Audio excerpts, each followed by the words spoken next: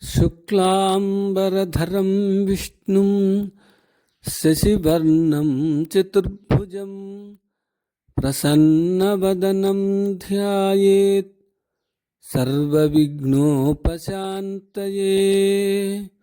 या कुन्देन्दुतुषारहारधवला या शुभ्रवस्त्रान्विता या वीणावरदण्डमण्डितकरा या श्वेतपद्मासना या ब्रह्माच्युतशङ्करप्रभृतिर्देवैः सदा पूजिता सा मां पातु सरस्वती भगवती निःशेषजाड्यापहा।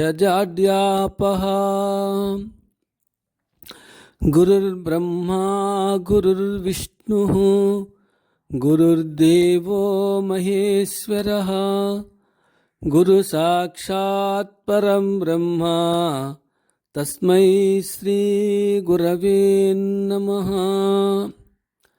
ब्रह्मानन्दं परमसुखदं केवलं ज्ञानमूर्तिं द्वन्द्वातीतं गगनसदृशं तत्त्वमस्यादिलक्ष्यम् एकं नित्यं विमलं अचलं सर्वदी साक्षिभूतं भावातीतं त्रिगुणरहितं सद्गुरुं तं नमामि।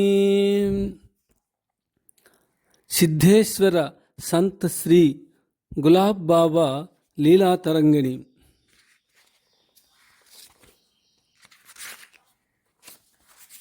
అనుబంధము.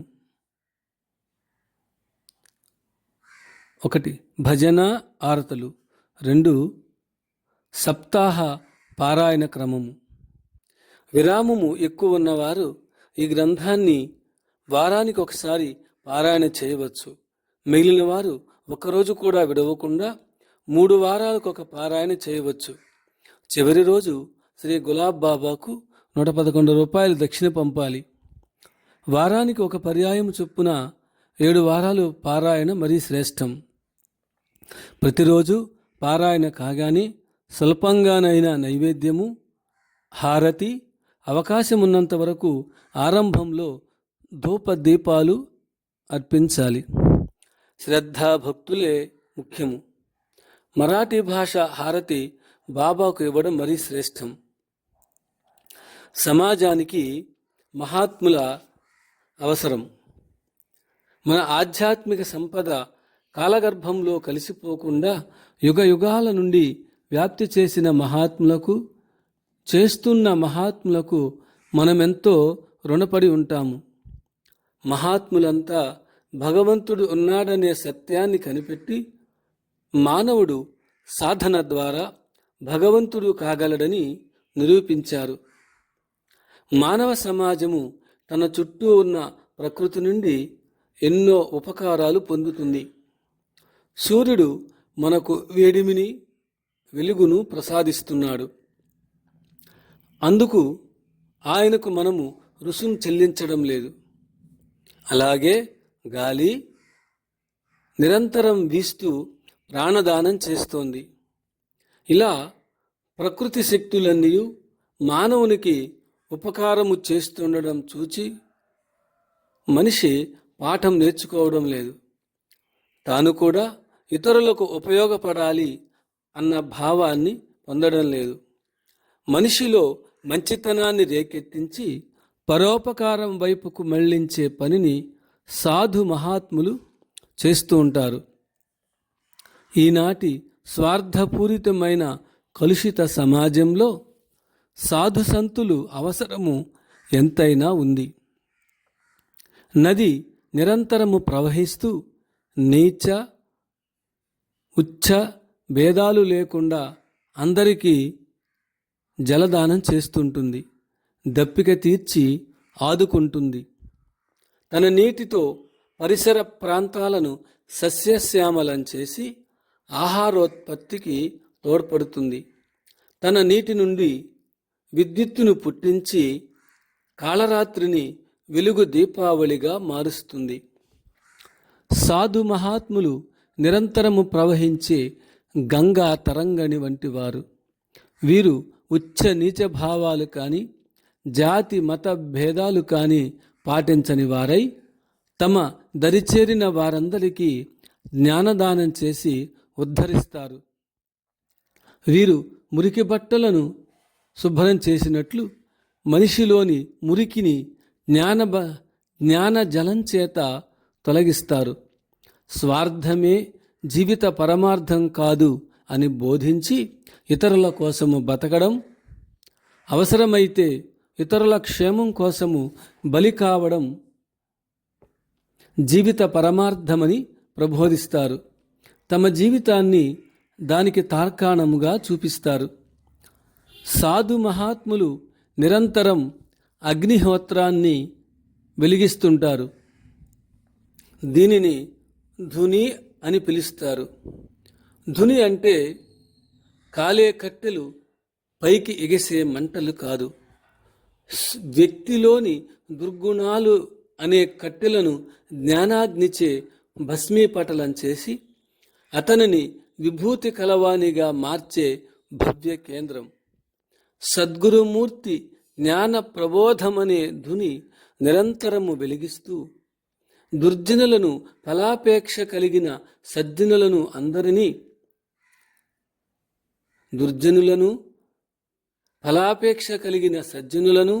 అందరినీ గుణాతీతమైన సమదృష్టి కలవారిగా మారుస్తారు. వారిని సమాజ శ్రేయస్సుకై జీవితాన్ని అంకితం చేసిన మహావ్యక్తులుగా మారుస్తారు.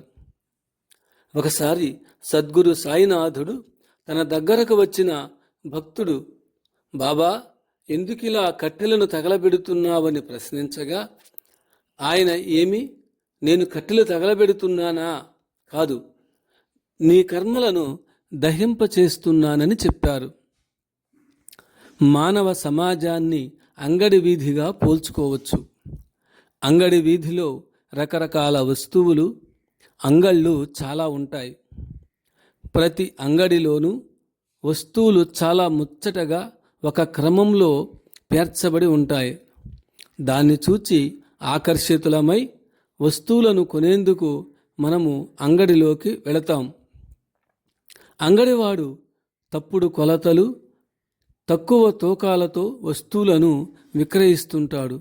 కొనువాడే చివరకు మోసపోయేది. మహాత్ములు ఇలా అంగడి వీధి తెరిచిన వంటి వారు కాదు. వీరు జనులను ఆకర్షించే ప్రయత్నం ఏమీ చేయరు. కపట వాక్యాలతో, వంచన శీలంతో ప్రజలను తమ వైపుకు లాక్కోవాలని ఏమాత్రము అనుకోరు. స్వచ్ఛమైన బంగారు వస్తువులు దొరికే అంగడికి ప్రజలు తమంతట తామే వెళతారు. నిజాయితీ పరుడైన దుకాణం వాడి దగ్గరకు ఎక్కువ సంఖ్యలోనే కొనేవారు వెళుతూనే ఉంటారు. అలాగే నిరాడంబరులు, సత్యనిష్ఠులు అయిన మహాత్ముల మహత్తును గుర్తించి వెళ్ళేవారు కొద్దిమందే అయినా వారికి లభించే వస్తువు నిత్యమైనది, శాశ్వతమైనది, పరమసుఖాన్ని అందించేది అయి ఉంటుంది. సమాజంలో చెడు స్వభావులు అధికంగా ఉంటారు. వీరిలో కొందరు మంచివారి వలె నటిస్తుంటారు. తాము చెప్పే మాటలు సత్యమని, ఇతరులు చెప్పే మాటలు తప్పుడు అని ప్రచారం చేస్తుంటారు. అంతేకాదు, తమ మాటల ప్రకారము నడిచిన వారికి క్షేమం కలుగుతుందని, కనుక తమరినే ఆశ్రయించమని బడాయి చెప్పుకుంటారు. కానీ నిజమైన సాధువుల ప్రవర్తన ఇలా ఉండదు. కబీరుదాసు తాను వ్రాసిన దోహాలో ఇలా అంటారు: నేడు చెడ్డవాడెవడో చూద్దామని ప్రపంచమంతా గాలించాను, కానీ ఒక్క దుర్మార్గుడు కూడా కనిపించలేదు. ప్రతివానిలో నాకు ఏదో ఒక మంచితనమే గోచరించింది. విసుగు చెంది నా మనసులోకి తొంగి చూస్తే అన్ని దుర్గుణాలు నాలోనే ఉన్నట్లు, నన్ను మించిన దుష్టుడెవడూ లేనట్టు అనిపించింది. ఈ మాటలను పరిశీలించి చూస్తే ఎదుటివారిని వేలెత్తి చూపడం కంటే మహాపాపము మరొకటి లేదని, తన తప్పును తాను గుర్తించి చక్కదిద్దుకోవడం కంటే మించిన పని వేరొకటి ఉండదని మనకు బాగా అర్థం అవుతుంది. సాధు మహాత్ములను ఎన్ని యుగాల తర్వాత స్మరించినా మానవ జీవితాలకు సుఖశాంతులు లభిస్తూనే ఉంటాయి. మహాత్ముల జీవిత చరిత్రలు మోక్ష తీరానికి చేర్చే నౌకలు. పఠన శ్రవణాదులు పావన మంత్రజపం కన్నా అధికం. అవి మనస్సులోని మాలిన్యాలను తొలగించి అజ్ఞానాంధకారాన్ని దూరం చేస్తాయి. మహాత్ముల లీలలు. అవతార పురుషుల లీలలు మహాద్భుతాలు, మాధుర్యాలు, భావ గాంభీర్యాలు. వారి నుండి ప్రకటితమయ్యే లీలలు పరువు ప్రతిష్టలకు గాని బాహ్య ఆడంబరాలకు గాని ఉద్దేశించబడినవి కావు. మహాత్ముల లీలలు కొందరికి సర్వసామాన్యముగాను, భక్తులకు గొప్పవిగా ఉంటాయి. హరి విచిత్ర లీలలు హరికే తెలియున్ అన్న సూక్తిని ఆధారంగా చేసుకొన్నచో మహాత్ముల లీలలు మహాత్ములకే తెలియనగును. నాస్తికులు, అజ్ఞానులు, మూర్ఖులు, విశ్వాసహీనులు మొదలగు వారు మహాత్ముల లీలలను విమర్శిస్తూ ఉంటారు.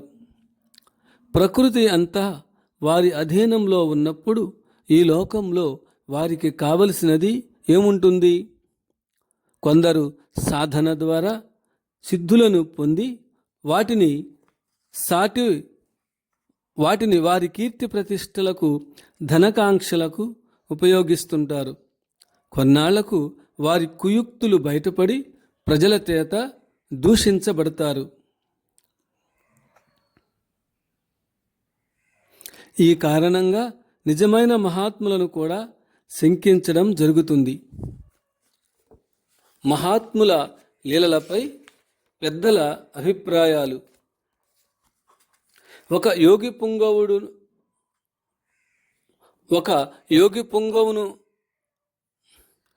యోగి పుంగవునందుండే దైవశక్తి అనేక రకాలుగా ప్రకటితమవుతూ ఉంటుంది.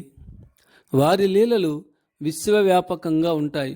ఒక భక్తుడు శ్రీ రమణ మహర్షిని సిద్ధపురుషులు అనిమాద్యష్ట సిద్ధులెందుకు ప్రకటిస్తారని అడుగగా వారిలా అన్నారు: సాధకుడైన జ్ఞాని భావనలు ఒకవైపు లగ్నమైనంత మాత్రాన వెంటనే స్వయంచోదితమైన దైవిక క్రియాశక్తి ప్రారంభమవుతుందని నుడివిరి. సాంకేతముగా మహిమల చూపుట గాని, ఉపదేశించుట గాని ఏ ఒక్క మతము గాని, ఏ సద్గురు సృష్టించిన ప్రక్రియ మాత్రము కాదని పాల్ బ్రంటన్ అనే ఆంగ్లేయుడు తన గ్రంథంలో వివరించాడు. ఈ భౌతిక జగత్తుకు, ఆధ్యాత్మిక సత్యమునకు జరుగు ఉత్తర ప్రత్యుత్తరాలే ఈ సాంకేతికోపదేశములు. వాస్తవముగా ఆలోచించినచో దృశ్య మాన స్థూల ప్రపంచము నిత్య సత్యమైన పరమాత్మకు ప్రతిబింబంగా కనపడుచున్నది. ఈ దృశ్యమాన ప్రపంచమంతా భగవంతుని యొక్క బాహ్యస్వరూపము, అంతర్రూపము, ఆత్మస్వరూపము. మహాత్ములు సాగరము లాంటివారు. సముద్రంలో అలలు ఏర్పరిచే విధంగానే వారిలో నిత్యము మహిమలు ప్రకటమవుతూ ఉంటాయి. అంతేగాని మహిమలు ప్రదర్శించుకునే అభిలాష వారికి ఉండదు. ఈనాడు విజ్ఞాన శాస్త్రము బాగా అభివృద్ధి చెందింది. విజ్ఞాన శాస్త్రము అన్నిటికంటే గొప్పదని విశ్వసించే వారంతా పంచేంద్రియాల శక్తిని గుర్తించలేని దుస్థితిలో ఉన్నారు. ఇంత గెలిచి రచ్చగెలవాలి కదా. విజ్ఞాన శాస్త్రము ఎంతో అభివృద్ధి చెందినా అంతుబట్టని క్షేత్రాలు ఎన్నో ఉన్నాయని న్యూటన్ లాంటి మహావిజ్ఞాన శాస్త్రవేత్తలు చెప్పి ఉన్నారు.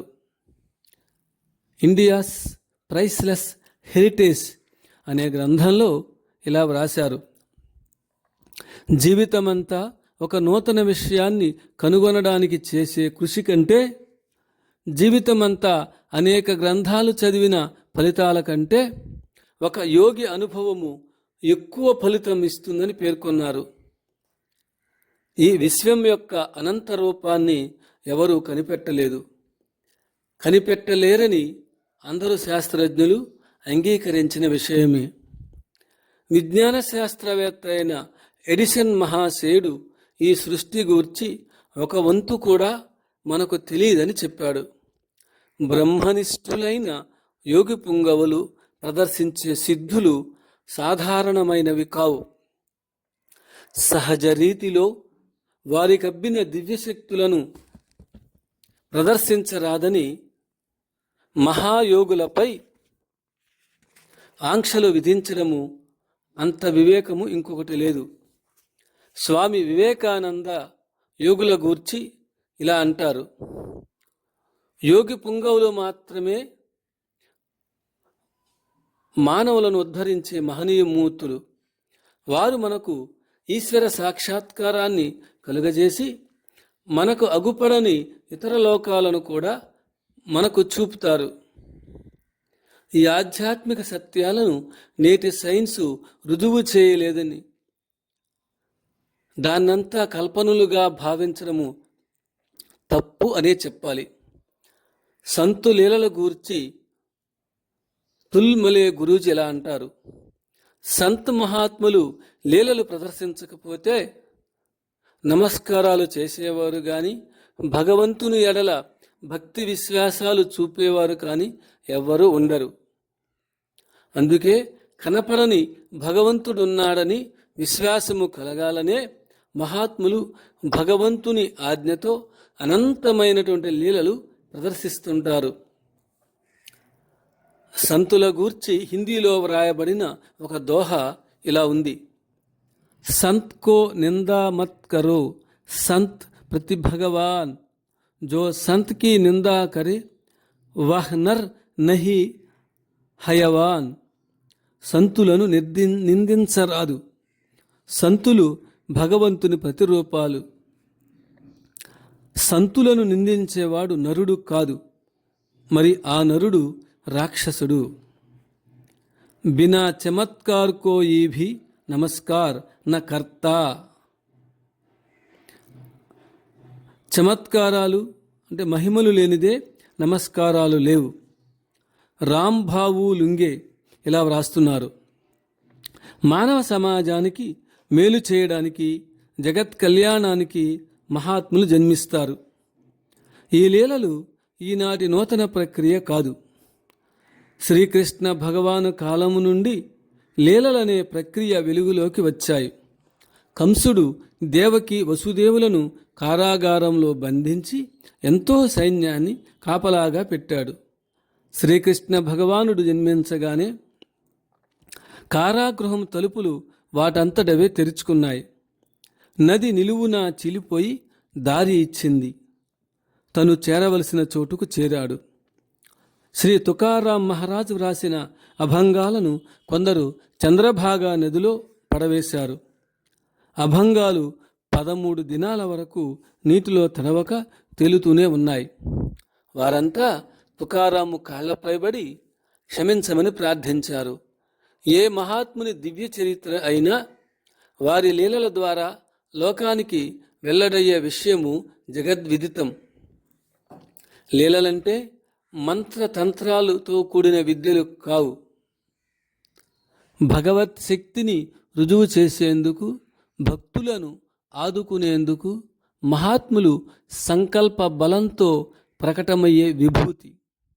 ఈ సృష్టి జాలమంతా భగవంతుని లీలా సంపుటి.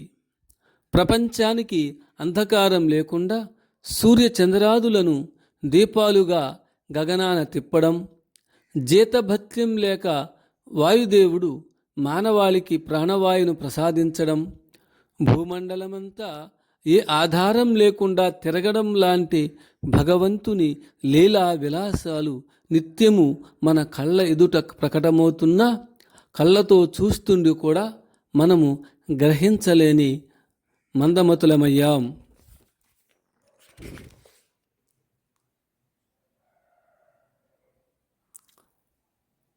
శ్రీ గులాబ్ బాబా ఆశీస్సులు అందుకున్న సిద్ధేశ్వర సంత్ శ్రీ గులాబ్ బాబా లీలా తరంగిణి గ్రంథము. అది 1989 సంవత్సరం జూలై 1వ తేదీ బాబా జన్మదినోత్సవ కార్యక్రమానికి నాగపూర్ మల్కాపూర్లకు వెళ్ళాను. భారతదేశము నలుమూలల నుండి వచ్చిన మహాత్ములు మల్కాపూర్లో బాబాను గురించి ఉపన్యసించారు. ఆ సందర్భంలో అధ్యక్ష రూపాన ఉన్న అదృశ్య రూపాన ఉన్న భగవత్శక్తి నన్ను ప్రేరేపించి శ్రీ గులాబ్ బాబా వారి దివ్య చరిత్రను వ్రాయాలనే సంకల్పం కలిగించింది. నా సంకల్పాన్ని వేదిక మీద బహిరంగపరిచినప్పుడు బాబా నా మెడలో పూలమాల వేసి ఆశీస్సులు వర్షింపచేశారు. ఆనాటి నుండి నా ప్రమేయం లేకుండానే మరాఠీ భాషలో వ్రాయబడిన కొన్ని పుస్తకాలు, భక్తుల అనుభవాలు నాకు అందజేయబడినవి. గత 5-6 సంవత్సరాల నుండి బాబా దర్శనానికి వెళుతూ వివిధ రాష్ట్రాల నుండి వచ్చే భక్తుల అనుభవాలను సేకరించాను. శ్రీ గులాబ్ బాబా ఒంగోలు షిరిడీ సాయి కల్చరల్ మిషన్ వారి ఆహ్వానంపై 12/12/1990న సాయిబాబా విగ్రహ ప్రతిష్టాపన కొరకు తన భక్త బృందంతో నాగపూర్ నుండి ఒంగోలుకు విచ్చేశారు. తేదీ 13/12/1990న నా ఆహ్వానంపై బాబా మా ఇంటికి భక్తులతో స్వయంగా విచ్చేసి నా ఆతిథ్యాన్ని స్వీకరించారు. నేను వ్రాసిన వారి జీవిత చరిత్రకు సంబంధించిన వ్రాతప్రతులను ఆశీస్సుల కొరకు వారి ముందు ఉంచాను. బాబా వ్రాతప్రతులపై పూలు చల్లి కలమిచ్చి నన్ను ఆశీర్వదించారు. ఈ గ్రంథానికి శ్రీ సిద్ధేశ్వర సంత్ శ్రీ గులాబ్ బాబా లీలా తరంగిణి అని పేరు పెట్టి నాగపూర్ వాస్తవ్యులైన శ్రీ దురాగ్ కర్ ద్వారా బాబాకు తెలియజేయగా వారు ఆనందభరితులై ఈ గ్రంథానికి ఆశీస్సులు అందజేశారు. ఈ గ్రంథానికి కావలసిన విషయాలను సేకరించుటకు తేదీ 6/6/1993న నాగపూర్కు వెళ్ళాను. ఆ సమయంలో బాబా నాగపూర్లో ఉన్నారు. బాబాను దర్శింపవచ్చిన భక్తులు వారి ప్రేరణ వలన నా దగ్గరకు వచ్చి వారి వారి అనుభవాలను భక్తి శ్రద్ధలతో నాకు వివరించి చెప్పారు. నేను తెలుగు భాషలో పండితుణ్ణి, కవిని కాకపోయినా నా బోటి సామాన్యుని చేత తన జీవిత గాథ లీలలు ఎందుకు వ్రాయించుకున్నారో సర్వజ్ఞులైన వారికే ఎరుక. నన్నొక కలంగా ఉపయోగించుకుంటూ భావనా పరంపరలు అందజేస్తూ వారి చరిత్ర వారే వ్రాసుకున్నారని సవినయంగా పాఠకులకు మనవి చేసుకుంటున్నాను. శ్రీ బయ్యారపు పిచ్చయ్య మాస్టారు గారు వారికి శ్రీ గులాబ్ బాబాతో పరిచయము, అనుభవాలు.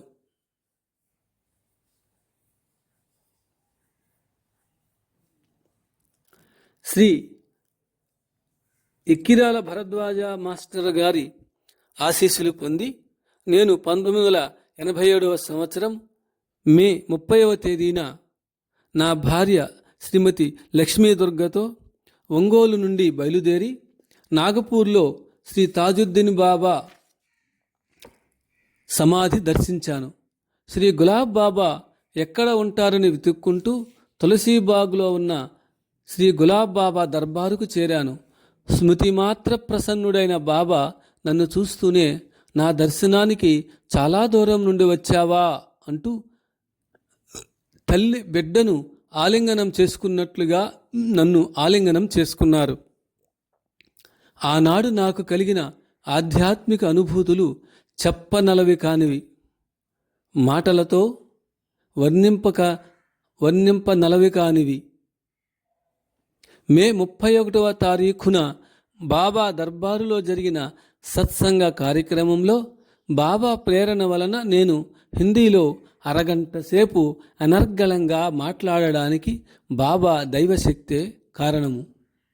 1989వ సంవత్సరం జూలై 1వ తేదీన బాబా జన్మదినోత్సవ కార్యక్రమాన్ని చూసేందుకు ఒంగోలు నుండి జూన్ 30వ తేదీన నాగపూర్కు బయలుదేరాను. నాకు వీడ్కోలు ఇచ్చేందుకు నా ఆప్తమిత్రులు గురుబంధువులైన శ్రీ కాళే వెంకట సుబ్బారావు, కీర్తిశేషులైన శ్రీ పుత్తూరి వీరాస్వామి ఒంగోలు స్టేషన్కి వచ్చారు. ఎందుచేతనో నా నోటి నుండి 2 విషయాలు అప్రయత్నంగా వెలువడ్డాయి. బాబా భగవంతుని అవతారమైతే వారు నా చేత విష్ణు సహస్రనామ పారాయణము చేయించుకోవాలని, వారి పాదతీర్థము లభ్యం కావాలని వారితో అన్నాను. ఆ సంవత్సరము బాబా జన్మదినోత్సవ వేడుకలు షేగాం పక్కనున్న మల్కాపూర్ అనే పట్టణంలో 1/7/89వ తేదీన, నాగపూర్లో 5/7/89వ తేదీన జరిగాయి. 2/7/89వ తేదీన తిరిగి ఒంగోలు వెళ్లేందుకు వారి అనుమతిని కోరగా కాటేలు, టాకర్ ఖేడాలకు నన్ను రమ్మని బాబా కోరారు. నేను బాబా గారి వ్యానులోనే కాటేలు, టాకర్ ఖేడాలకు వెళ్ళాను. 3/7/1989వ తేదీన అందరము బాబా గారి జన్మస్థానమైన టాకర్ ఖేడా నుండి నాగపూర్కు వ్యాన్లో బయలుదేరాము. బాబా గారు వేరొక కారులో నాగపూర్కు బయలుదేరారు. మార్గమధ్యంలో అలనాటి రుక్మిణీదేవి తల్లిగారి గ్రామమైన కౌండిన్యపురాన్ని నాకు చూపించారు. మధ్యాహ్నం 2 గంటలకల్లా కొండాలి అనే పెద్ద గ్రామం చేరుకున్నాము.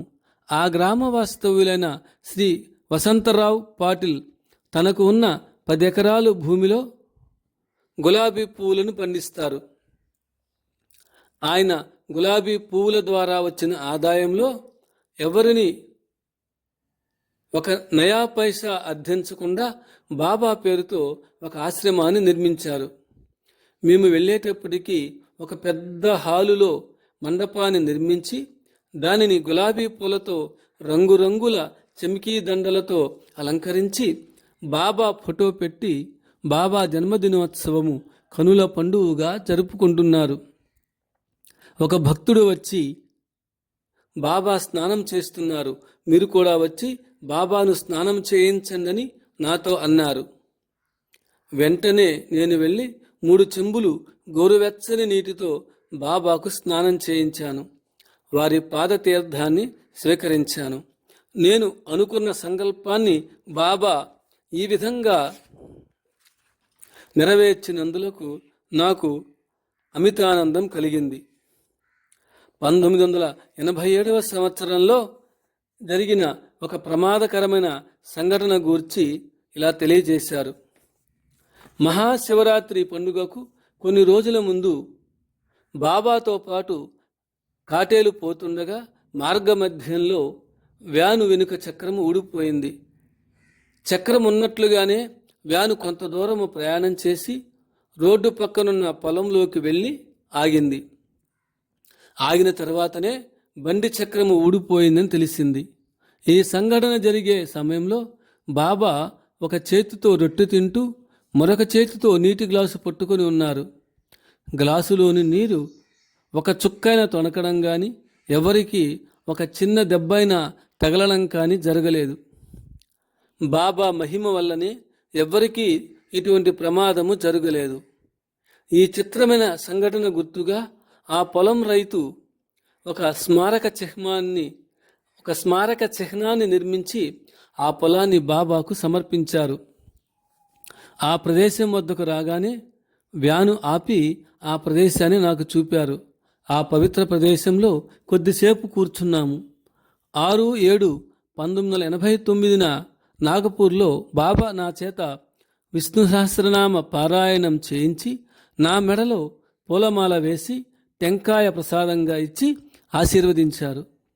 ఆనాటి నుండి విష్ణు సహస్రనామ పారాయణాన్ని బాబా నాకిచ్చిన ప్రసాదంగా భావించి నిత్య పారాయణ చేస్తున్నాను. ఆ రోజునే మీ గురువు భరద్వాజ మాస్టారు సమాధి చెందారు కదా అని బాబా నాతో అన్నప్పుడు వారి సర్వజ్ఞత్వానికి మనస్సులో జోహారులర్పించుకున్నాను. ఈ గ్రంథానికి కావలసిన అనేక విషయాలను సేకరించడానికి 7/6/1993 నాగపూర్కు చేరాను. నేను వెళ్ళే సమయానికి బాబా స్నానం చేస్తున్నారు. మరలా బాబాకు స్నానం చేసే అవకాశం నాకు కలుగచేశారు. అందరి ముందరే నేను ఎప్పుడూ నీ గూర్చి ఆలోచిస్తుంటానని బాబా నాతో అన్నారు. ఈ గ్రంథాన్ని 1989వ సంవత్సరం నుండి వ్రాయడము మొదలుపెట్టిన నాటి నుండి బాబా గూర్చి నిరంతరము ఆలోచిస్తుండేవాణ్ణి. అందుకనే బాబా అలా అన్నారని దీర్ఘముగా ఆలోచించిన తర్వాతనే వారన్న మాటలకు అర్థము స్ఫురించింది. నేను బాబా గూర్చి వ్రాసిన ప్రతి అధ్యాయము అసంపూర్ణమనే చెప్పాలి. ఈ గ్రంథములోని భక్తుల అనుభవాలు బాబా ప్రేరణ వల్ల ఆ భక్తుల నుండే స్వయంగా నేను సేకరించాను. ఆసక్తి గలవారు ఈ భక్తులను పర్వదినాలలో కాటేలులో కలిసి వారి మధుర అనుభూతులను పంచుకోవచ్చు. ఇట్లు బాబా భక్త పాదరేణువు శ్రీ బి పిచ్చయ్య మాస్టారు. రచయిత. ఒక భక్తుని నివేదన. సామాన్య మానవుడు ఎక్కడో ఒక చోట ఎప్పుడో ఒకప్పుడు ఆధ్యాత్మిక కృషి ఆరంభించవలసిందే. లావో ట్జు అనే ఆంగ్ల మహాకవి అన్నట్లుగా 1000 మైళ్ళ ప్రయాణం కూడా మొదటి అడుగుతోనే ప్రారంభమవుతుంది. బుద్ధుడు చెప్పినట్లుగా ఒక్కొక్క నీటి బొట్టుతోనే కుండ నిండుతుంది. బుద్ధిమంతుడు కొద్ది కొద్దిగా ప్రోధి చేసుకున్నప్పటికీ చివరికి మంచితోనే నిండిపోతాడు. అందుకే క్రీస్తు ఒక చోట ఎలా అంటాడు, ఈ భూమి మీద మానవుడు దేవుడికి ఇవ్వగలిగిన ఒకే ఒక కానుక ప్రేమ. ఆయన అపార కృపకు పాత్రుడు కావడానికి అది ఒక్కటి చాలు అని గులాబ్ బాబా జీవిత చరిత్రను చదివాక అంతర్లీనంగా ఉన్న ఈ ప్రేమతత్వాన్ని మనం గ్రహించవచ్చు. అంతేకాదు, చెడును మంచితోనూ, విచారాన్ని సంతోషంతోనూ, క్రూరత్వాన్ని దయతోనూ, అజ్ఞానాన్ని జ్ఞానంతోనూ జయించడం, శరీరం కన్నా మనస్సుకు, మనస్సు కన్నా ఆత్మకు ఆధిక్యము ఉందని నిరూపించడం, ప్రపంచ ప్రజలందరి ఏకత్వానికి, దేవునితో బాంధవ్యానికి శాశ్వత ప్రాతిపదిక ఒకటి ఉందని బోధించి వాళ్లలో సోదరభావము వ్యాప్తి చేయడము బాబా జీవిత లక్ష్యంగా ఈ గ్రంథం ద్వారా మనం తెలుసుకోవచ్చు. రచయిత పరంగా చెప్పాలంటే అసలు మానవుడు తప్పనిసరిగా 3 రుణాలు తీర్చుకోవాలని అంటారు. 1 దైవ రుణం, 2 పితృ రుణం, 3 గురు రుణం. ఈ రుణాలు తీర్చుకోలేకపోతే ఈ జనన మరణ చక్రంలో తిరగడము తప్పనిసరి అంటారు మన పెద్దలు. కాబట్టి ఈ మానవ జన్మ బంధం నుండి విముక్తి పొందాలనుకునే ముముక్షువులందరూ తప్పక ఈ 3 రుణాలు తీర్చుకోవలసి ఉంటుంది. ఈ గ్రంథ రచయిత పిచ్చయ్య మాస్టారు ఈ 3 రుణాలు తీర్చుకోవడంలో పరిపూర్ణ కృతకృత్యులయ్యారనే నా భావన. ఈ స్ఫూర్తి మరో 10 మందికి ఆదర్శం కావాలని నా ఆశ, ఆకాంక్ష. ఒక దృఢ సంకల్పంతో ఇదొక తపస్సులా భావించి దాదాపు 6 సంవత్సరాలు ఎన్నో శ్రమ దమాదుల కోర్చి ఉత్తర భారతదేశానికి మాత్రమే పరిచయమైన ఒక మహనీయుని జీవిత విశేషాలను, అందున మరాఠీ భాషలో ఉన్న గ్రంథాలను, మరాఠీ ప్రాంతీయతను పరిచయం చేసుకుని తెలుగులో మొదటి రిఫరెన్సు గ్రంథంగా బాబా జీవితాన్ని వెలుగులోనికి తీసుకురావడము సామాన్య విషయం కాదు. రచయిత స్వయంగా చెప్పుకున్నట్లుగా గులాబ్ బాబా ప్రేరణతో వారి జీవితాన్ని సాధికారికంగా తెలుగులో అక్షరబద్ధం చేసిన ఘనత శ్రీ పిచ్చయ్య మాస్టారికే దక్కుతుంది. అందుకు ఆంధ్రులం ఎంతైనా రుణపడి ఉంటాం. మన దైనందిన శారీరక, మానసిక, సామాజిక, ఆధ్యాత్మిక సంక్షేమానికి ఈ గ్రంథంలో వెలువరించిన సత్యాలు ఎంతో విలువైనవి. ఈ సాధనలు నిత్య జీవితంలో వ్యవహార జ్ఞానాన్ని ప్రసాదిస్తాయి. సర్వ సహాయాలకు, సర్వోపశమనాలకు మూలమైన భగవంతునితో అనుసంధానము సాధించడానికి జ్ఞానోద్దీపకమైన బోధల్ని మనకు అందిస్తాయి. ఈ గ్రంథాన్ని ఆశాంతము చదివాక సిద్ధేశ్వర సంత్ శ్రీ గులాబ్ బాబా అంటే అజ్ఞానపు తపస్సులో రవికిరణం ఆ నయనం, నవజీవన గ్రీష్మంలో శశికిరణం ఆ హృదయం, నీతి న్యాయం ఆ కరయుగళం, సత్యము ధర్మం ఆ పదయుగళం, విశ్వశాంతి ఆ వచనం, సమత మమత మానవత సాధించడమే ఆయన లక్ష్యం. అవని మీద వెలుగు మార్గం, అందరికీ మోక్షద్వారం, అదే అదే ఆయన దర్శనం సందర్శనం. జీవితంలో ఒక్కసారైనా బాబాను దర్శించండి. ప్రతిరోజు వారి జీవిత గ్రంథాన్ని పారాయణ చేయండి, తరించండి.